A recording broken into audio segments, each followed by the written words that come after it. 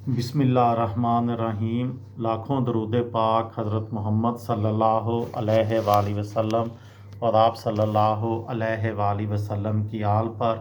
السلام علیکم، میرا نام افتخار احمد ہے اور آپ میرا یوٹیوب چینل نالج دیکھ رہے ہیں۔ ایک سیریز شروع کی ہوئی ہے کہ جب صلاح الدین ایوبی نے سلطان صلاح الدین ایوبی نے یروشلم کیسے فتح کیا، یہ ایک سیریز شروع کی ہوئی ہے۔ اس سلسلے میں آج کی ویڈیو کا عنوان ہے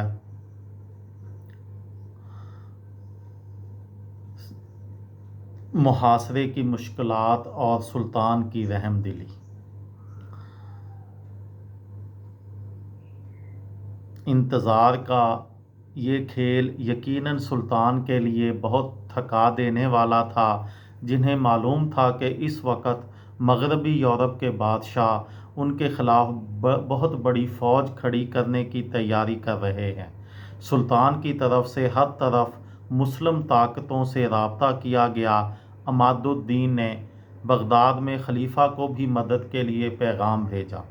مارچ 1190 کے آخر تک سلطان کو شام کے شہروں حمص اور حما سے امداد پہنچ چکی تھی۔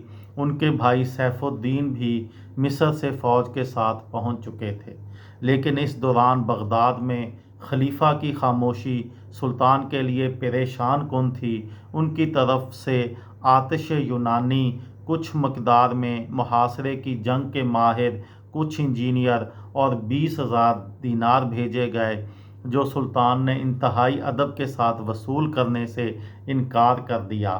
مسئلہ امداد کی مقدار سے زیادہ ان کی طرف سے سلطان کی مشرق قریب کو جہاد کے لیے اکٹھا کرنے کی کوششوں کو مکمل اخلاقی حمایت نہ ملنا تھا۔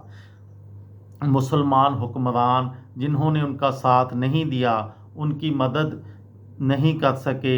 یہ فعل ان میں مذہبی جذبے کی کمی کے بجائے علاقائی مجبوریوں کا عکاس ہے، جیسا کہ بہت سے سلجوق سرداروں کے ساتھ ہوا۔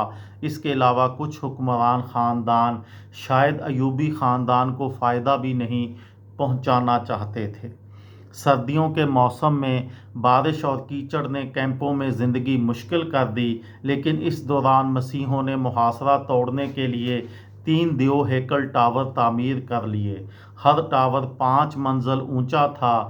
لکڑی کی قیمت بہت زیادہ تھی اور ان کو کسی حملے سے بچانے کے لیے مٹی اور سرکہ لگے چمڑے سے لپیٹا گیا تھا۔ اس کا سب سے اونچا پلیٹ فارم اتنا بڑا تھا کہ اس پر منجمیق رکھی جا سکتی تھی۔ آتش گیر مادہ فائر کر کے ان کو جلانے کی کوشش کی گئی، لیکن بے سود۔ صلاح الدین کی خوش قسمتی تھی کہ ان کے عملے میں ایک تانبا گر کا بیٹا موجود تھا، جو آتش یونانی کے ساتھ تجربہ کر کے اس کی طاقت کو بڑھانے کی کوشش کر رہا تھا۔ اس نے سلطان کو منا لیا کہ اسے کسی بھی طرح شہر کے اندر داخل کروایا جائے۔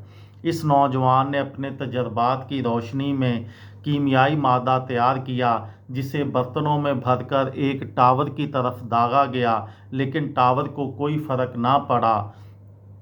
وہ لڑکا مایوس نہیں ہوا۔ شہر کی دیوار سے ٹاور تک فاصلے کا اندازہ تو اسے ہو چکا تھا۔ دوسری بار اس نے برتن میں مقدار بڑھا کر فائر کروایا اور اس کی خوشی کی انتہا نہ رہی جب ٹاور میں آگ بھڑک اٹھی۔ اس کے بعد دوسرا اور تیسرا ٹاور بھی اسی طرح تباہ کر دیا گیا۔ اس لڑکے کو اب شہر سے باہر سمگل کر کے صلاح الدین کے سامنے پیش کیا گیا، جنہوں نے اسے زمین اور پیسہ انعام دیا، لیکن اس نے یہ کہتے ہوئے وہ سب لینے سے انکار کر دیا کہ اس نے جو کچھ کیا ہے وہ خدا کی رضا کے لیے کیا ہے۔ نومبر میں جنگ کا سیزن ختم ہونے سے پہلے 2 بڑے معرکے ہوئے۔ سلطان ایک بار پھر بیماری کی وجہ سے دور ہی سے معرکے کی کارروائی دیکھنے پر مجبور ہوئے۔ سردیاں ختم ہوئیں تو صلیبیوں کو فرانس اور انگلینڈ کے بادشاہوں کی آمد قریب نظر آنے لگی۔ دوسری طرف سلطان خلیفہ کی سرد مہری سے پریشان تھے۔ اسلام آپ سے مدد مانگ رہا ہے جیسے ڈوبتا ہوا آدمی سہارا۔ ان کا کہنا تھا کہ وہ اپنی تمام ذاتی آمدن جہاد پر لگا رہے ہیں اور خلیفہ کو چاہیے کہ وہ ان کی ہر طرح مدد کرے۔ محاصرے کی ان تمام مشکلات میں سلطان کی رحم دلی اور سخاوت کی کہانیاں مسلسل سننے کو ملتی رہیں۔ ایک بار صلیبی کیمپ سے ایک عورت کا نوزائیدہ بچہ کوئی اٹھا کر لے گیا، پھر اسے بیچ دیا۔ معاملہ سلطان تک پہنچا۔ مورخ بہاؤالدین موقع پر موجود تھے۔ سلطان نے بچہ برآمد کروایا اور اس کے خریدار کو قیمت ادا کر کے بچے کو ماں کے حوالے کر دیا۔ 20 اپریل کو فرانس کے بادشاہ فلپ فوجیوں، گھوڑوں اور اسلحے کے ساتھ 6 جہازوں پر پہنچ گئے۔ مئی کے آخر تک انہوں نے 7 نئی منجمیقیں تیار کروائیں جو شہر کے دیواروں کو شدید نقصان پہنچا رہی تھیں۔ دوسری طرف سلطان مسلسل اپنے بیٹوں اور افسروں کے ذریعے صلیبیوں پر حملے کرواتے رہے، لیکن اتنے مہینوں میں ان کی دفاعی پوزیشن مضبوط ہو چکی تھی۔ 8 جون 1191 کو انگلینڈ کے بادشاہ رچرڈ شیر دل بھی عکا پہنچ گئے۔ بہاؤالدین بتاتے ہیں کہ وہ 25 بحری جہازوں سمیت پہنچے۔ مغربی یورپ میں طویل جنگی مہمات کے تجربے، انتہائی باریکی سے پلاننگ کی مہارت ہونے کے ساتھ وہ زبردست جنگجو بھی تھے۔ ان کے ساتھ 17,000 فوجیوں کی آمد نے صلیبی فوج کے حوصلے بہت بلند کر دیے۔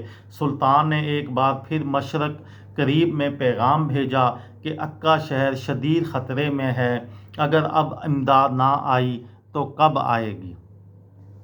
یہ تھی میری آج کی ویڈیو۔ کسی دوست کو، کسی بھائی کو، کسی بہن کو فائدہ ہو تو مجھے دعاؤں میں یاد رکھیے گا۔ دل دل پاکستان، جان جان پاکستان۔ السلام علیکم۔